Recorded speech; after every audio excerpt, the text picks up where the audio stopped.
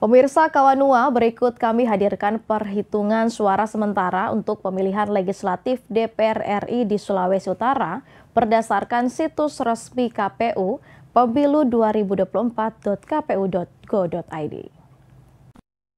Berdasarkan data yang ada di website resmi KPU per 15 Februari 2024 yang diupdate pukul 15.45 WITA dengan total data masuk sebanyak 215 TPS dari total 8.240 TPS di Sulawesi Utara.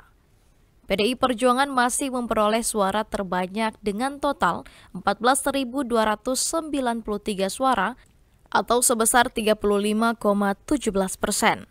Sementara di posisi kedua Partai Demokrat dengan perolehan suara 9.542 atau 23,26%.